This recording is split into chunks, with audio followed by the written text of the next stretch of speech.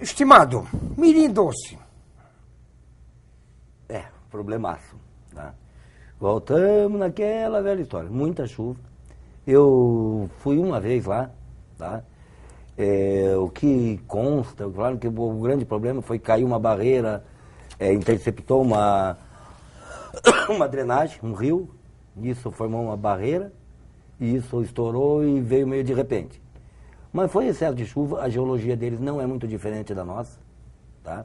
E você pode ver, o que houve lá foi aquela corrida de lama, aquele caos que causou aquele desvio daquele leito de rio, que desviou uns 400 metros. Desviou o rio lá. Tá?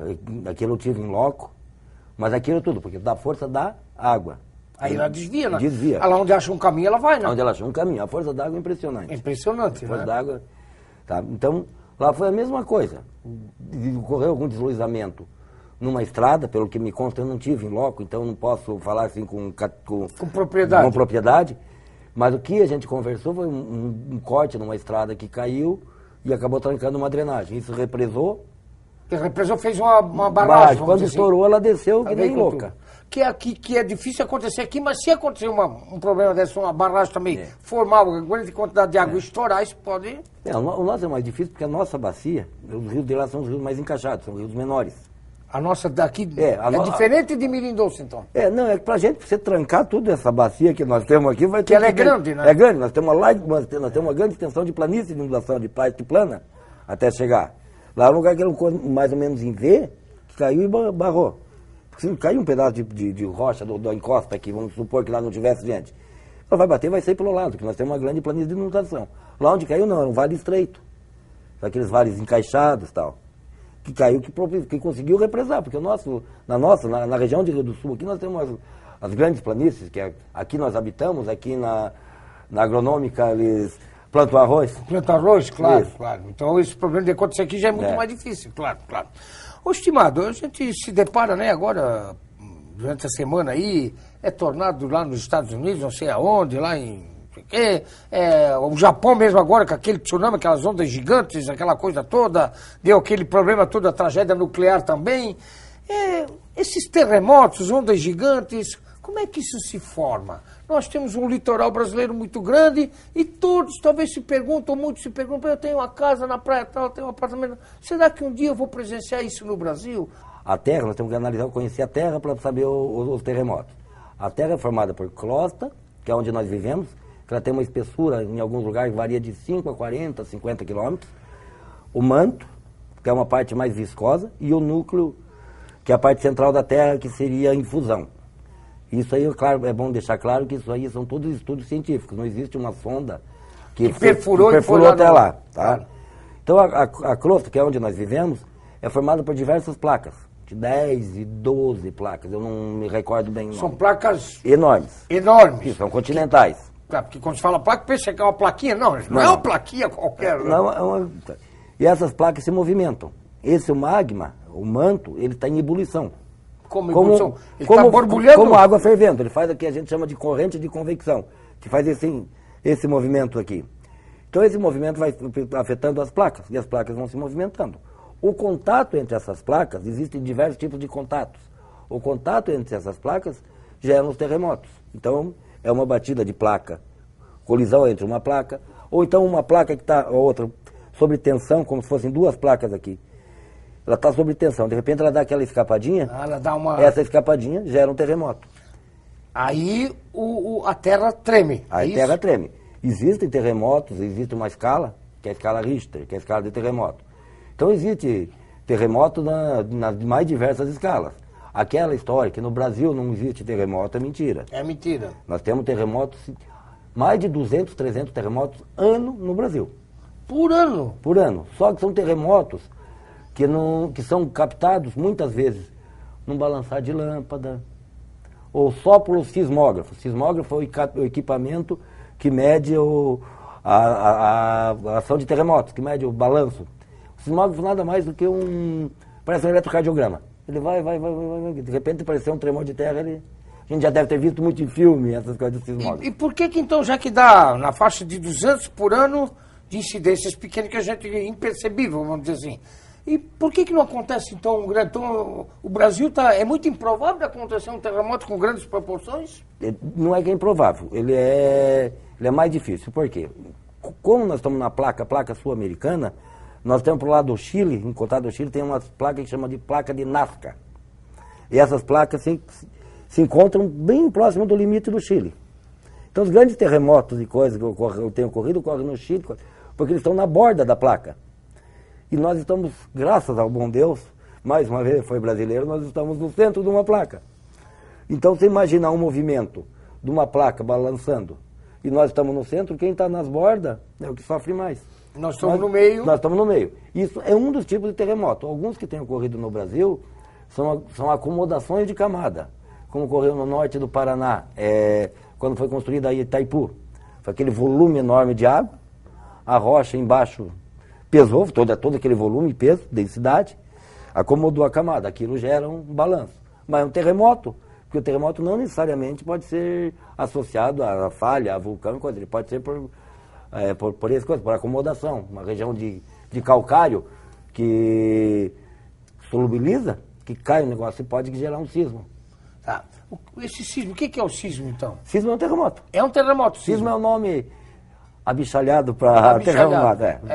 Bem quebrado. Bem quebrado, é um nome técnico. Tá, estimado, e essas placas tectônicas aqui, nós temos uma imagem ali fantástica, eu gostaria que você detalhasse. Essa é uma imagem que eu recebi, nós temos um grupo de geólogos que a gente fica trocando informação pela internet. Isso é uma placa no Canadá, que eles conseguiram mergulhar, são duas placas tectônicas inativas. Elas não vão provocar nada. Não vão provocar nada. No momento, estão paradas, toda placa que está inativa ela pode voltar. E ali os mergulhadores conseguiram mergulhar e fazer algumas imagens a 40, 50 metros de profundidade. Então, como eu recebi... Isso ali são as placas? São as placas, são as bordas delas. E ali vamos que elas estivessem na ativa. Se estivessem ativas, elas se encostariam ali. Sim. E provocariam, é isso que vai... É? Isso, se tivesse... Com certeza o mergulhador não estaria ali. Claro. Ele chegou porque elas estão inativas, claro. Agora eu quero a pergunta que também muitos, talvez em casa, perguntam, mas o que o terremoto provoca? Falamos das placas, falamos como é que ele ocorre, o terremoto, a batida das placas, o encosto, mexe, aquela coisa toda, essa parafernália. Mas o povo deve estar se perguntando em casa, mas como é que o terremoto provoca essas ondas gigantes? Isso você não clareou ainda. Não, as ondas gigantes do terremoto são assim. Tu tem que ver na praia, você sai da praia, tu vai caminhando, vai aumentando a profundidade. Os terremotos, pode ocorrer um terremoto lá no meio do mar, que são o tsunami, qualquer tsunami. Essa onda, ela é formada com uma amplitude, uma altura, vai ficar mais simples a altura. E ela vem vindo a grande velocidade, porque é um terremoto, uma explosão, é uma coisa, uma energia enorme. Enorme, né? Ela vem com grande velocidade. Conforme ela vai diminuindo a profundidade, ela vai diminuindo a velocidade. Mas ela vai aumentando a amplitude. A amplitude. Então ela chega com 10 metros, como chegou, acho que no Japão. Então ela vem de lá e ela vem diminuindo a velocidade, ela sai com velocidade de 300, 400 km por hora de lá. E vem chegando com velocidades menores, mas em compensação, ela vem diminuindo a velocidade e vai aumentando a amplitude dela. Aí, ela vai ficando mais alta. Vai ficando mais alta. Aí que é o problema. Se ela chegar rápido, chegasse baixinho, não tinha problema nenhum, né? Dava até para surfar. E isso também no Brasil é pouco provável de acontecer. Nós tivemos agora, semana passada, um alerta, não me lembro em qual cidade do Nordeste. É pouco provável, mas não é impossível. Tá, mas as ondas gigantes? Se ocorrer um sismo no Oceano Atlântico de grande proporção, nós podemos ter, sim. Por isso que eu já comprei apartamento no 4º andar. Não temos problema. Estou lá em cima. Não comprei não, vou comprar. Não comprei ainda. Vou comprar. Estimado, e vulcões? Vulcões estão associados a placas tectônicas também. Também é? Sim, relativamente. Alguns vulcões, quando eu te falei da placa, quando elas podem se encontrar, tem aquele processo da água fervendo, uma placa sai para cá, outra para lá. A Terra, ela não aumenta de tamanho. Quando tem um vulcão, criando crosta, ela vai afastando aqui. Para ela não aumentar de volume, só tem uma saída. Vem duas placas, uma mergulha sobre a outra. Essa placa mergulhando, ela vai entrar em fusão. e vai sair, gerar os vulcões aqui, que daí entra essa magma. Ou então, existe no manto, o magma ali, ocorreu uma fratura. É que nem um ovo cozido, um ovo cru. Se esquenta ele, faz um buraquinho, a mesma coisa. É nível de pressão. Tá? Então, existem alguns lugares de zona de falha que está ocorrendo. Hoje nós temos um vulcão que está na história, que é o de Yellowstone, nos Estados Unidos. Segundo dados que a gente tem acompanhado pela internet, jornal, essa região dele, ele está subindo o solo entre 3 ou 4 centímetros dia. Até mês, ano, desculpa. Por ano, 4 centímetros o solo sobe. E agora ocorreu que ele subiu 14 centímetros num curto espaço de tempo. O pessoal já está assim. E começaram a aparecer fraturas. Então ele tem uma câmara magmática, então, e está rachando. A hora que achar uma abertura para sair aquela coisa... Ele vem com tudo. Sim, é uma coisa fervendo que tu vai abrir a pressão. É uma panela de pressão estourando. É uma panela de pressão estourando, pode ser bem claro. Bem claro, é uma panela de pressão estourando. No Brasil nós temos vulcões? Sim, temos alguns extintos. Temos alguns extintos? Uhum. Que pode se manifestar? Não. A atividade vulcânica nossa, nós tivemos os basaltos, a serra aqui do oeste nosso, são tudo de atividade vulcânica. São todas fissuras que espalharam quilômetros, tem centenas de metros de espessura. Aí isso há milhões e milhões de anos. Existem vulcões extintos desde que nós nascemos, desde a história do homem, que a história do homem, a história da geologia, a gente não pode comparar. Então vulcão no Brasil, você acha que nós estamos livres? Até segunda ordem, sim. Até segunda ordem, né? Para nós encerrar esse assunto de vulcões, dizem na boca pequena e na boca do povo que a turma do já não cremado, porque não foi para o fogo e foi para o fundo do mar, a turma do Bin Laden tem vontade de fazer, porque o homem não pode acionar nenhum vulcão, né? Não existe essa possibilidade do ser humano fazer o vulcão entrar na ativa, né? Não existe, né? Eu não creio. Eu acho que existem algumas coisas mais interessantes de ativa, que existe uma alternativa de energia, até que eu estava vendo essa semana. De o pessoal furar, fazer uma sonda até uma câmara magmática do vulcão desse, para aproveitar a energia desse vulcão. Uma energia barata depois de implantado, ou seja, fazer um furo para aproveitar a energia, o calor, o térmico, para gerar energia para a gente. Quer dizer que se conseguir essa tecnologia, existe um estudo disso, a gente foge um pouquinho da radioatividade, um pouco das termoelétricas, das coisas que a gente vai ter uma outra fonte de alternativa, que é interessante, mas é início de trabalho. Então essa turma do Bin Laden nós podemos esquecer aqui. Deixa eles de lado.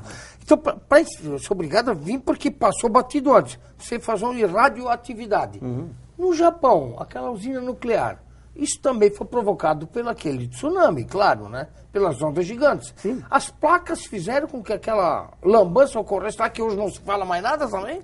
Foi um terremoto lá no oceano, que refletiu lá, teve um movimento de placa, e o tsunami, eu não sei direito o que afetou, mas quero o que foi o terremoto, foi o tremor, não foram as ondas, o tsunami, não, foram o tremor que andou deslocando o reator deles. O reator, né? Então, assim, a gente não consegue julgar por estar longe, mas o Brasil, nós estamos no Chile ali, que nós sabemos que está em borda de placa. O Brasil está no centro de placa, dentro daquilo que nós conversamos. Tu vai pôr um reator na borda de placa, que é mais sujeito, ou no meio? No meio, né? Eu não conheço a geologia, não conheço a realidade lá. Então a gente está falando assim com o que a gente... Supondo. Então a gente não pode acusar de, está errado e coisa, mas a gente supõe isso. Mano, mas que lambança também, né? Se eu posso colocar no meio, porque eu vou colocar na borda. Se bem que sim, né? Nós somos um país enorme, nós podemos escolher o meio, né? O Japão é pequenininho. Nós temos esse privilégio, Nós temos esse privilégio, nós somos um país continente. Essa imensidão de 8 milhões de metros quadrados aí, não sei quanto. Então nós podemos escolher. Coisa toda, que já não sei mais também, já não sei mais. Bom, estimado, fala aí, estimado. Sim, estimado, sim, tô aqui de novo com aquelas bombinhas. Tu sabe que é toda semana bomba, né? É isso, tu sabe que parece que soltaram, não sei se soltaram ou fizeram reviver o Bin Laden, porque é bomba, tô espiando aqui o calçadão, é bomba pra tudo quanto é lado, as últimas mesmo, vou te contar, né, estimado? Deus, mas eu tenho aqui, rapaz do céu, tu vê que o próprio governador agora veio de viagem, como que eu também nunca vi esses homens viajar tanto, tu já percebesse? Não é só deputado e vereador que viaja, governador também viaja muito, eles vão buscar aquelas coisas que aí se faz aquele meio campo, né? Vai pra cá, vai pra lá pra trazer coisas para o Estado, eles viajam pra Europa, pra Ásia, pra aquelas coisas todas lá, um vende soja, outro vende grão, outro busca não sei o quê, e agora, o Luiz Henrique fez umas 50, 80, 100 viagens, nem sei quantas, rapaz, nem sei quantas. E agora o Colombo já nem estava ainda. Tu sabe, né? A coisa tá meio devagarinho, agora já foi também posterior, né? Já foi. E agora tu vê, aí eles vêm e reclamam que não tem dinheiro para acertar a vida dos professores. Não tem dinheiro. Aquela lei tem que ser cumprida, mas não tem dinheiro que chega. Aí eu tenho aqui, olha só, estimado, presta atenção. Olha só, para o Estado poder fazer todas as obras, estimado, todas as obras precisa no ano 2011, 1 bilhão e 600 milhões para atender as obras, que é as coisas todas. Mas os poderes, tu não sabe o que é poderes? O Legislativo, o Ministério Público, o Judiciário, rapaz, eles também precisam de dinheiro para se manter. Assembleia Legislativa, tu vê, só a Assembleia Legislativa precisa e vai ter no orçamento de 2011, que já estamos na metade do ano, 380 milhões. Que para eles fazer também as coisas lá, e gabinete, e funcionário que fica na base. Aí jornalista aqui, jornalista lá, eu nunca vi tanta mulher de jornalista. Todos nós, todo mundo quer umas boquinhas, umas tetinhas, né, estimado? Tu sabes como é que é. Aí precisa esse dinheiro todo para viagem posterior, para aquelas coisas todas. Aí vem o Tribunal de Contas, que faz as verificações das contas do Estado e dos municípios. Que muitas vezes fica lá engavetadinho, e outras vezes vai, caminha, tu sabe como é que é, né? Precisa pro ano 150 milhões. Para bancar as despesas, homem. É muito dinheiro, né? E aí o Tribunal de Justiça, que é a justiça, né? Nós temos que ter cautela, tu sabe como é que é. Justiça, né, estimado? Precisa 1 bilhão, para se manter também, é verdade. E aí vem o Ministério Público, que é o que faz a justiça, né? Que faz a ordem, tenta botar a ordem na casa. Precisa de 330 milhões. Então tu vê que é difícil pro governador, e ele quer, esse óculos aqui é o demônio, rapaz. Ele quer reduzir esses valores, estimado. E eles não querem aceitar, porque daí eles que podem ter dinheiro para ajudar os professores, a segurança pública, a saúde, aquela coisa toda, que eles prometem na campanha. Sim, e a outra bomba. UTI inaugurado em dezembro para ninguém. Lá no Miguel Couto, que eu já não sei se é Miguel Couto, o Valdemiro Colaúcha, aquele nosso hospital de Birama, da cidade dos Mervados. Tá. Olha só, desde dezembro, o Pavan fez aquela média política e inaugurou, mas não funciona. Porque falta médico, não sei o quê, falta dinheiro, aquela coisa. Então tu vê que estudante é uma coisa que deixa... O Ares Marquete, assim, ele tá puto da cara. Porque ele disse que ele não pode melar, porque ele era do DEM, agora não é mais DEM, sabe como é que é? Ele disse, sou secretário e eu preciso falar nele. Mas as coisas também não andam, tá difícil, rapaz. Ele disse, olha, a gente assume umas bombas aí que vou te contar. Sim, o povo tá corneteando. Aquele caso do deputado, né? Ex-deputado, meu que... O povo tá na mesa 11 ali no centro, rapaz, que coisa do demônio, né? Tu sabe que pegou fogo nas investigações, né? Meu Deus do céu, rapaz. Isso pra pagar só com muito extintor. Mas eu sempre disse aqui, tu lembra? Na política e no amor, eu só não vi boi a voar, estimado. Tu sabe que isso tudo é coisa do demônio. Na região Trombudo Central não é ardósia. Como é que é? Varvito. Varvito. Então esse termo ardósia não existe. É um nome comercial. Existe uma rocha semelhante em Minas e tal, que é o ardósia, que é uma rocha metamórfica.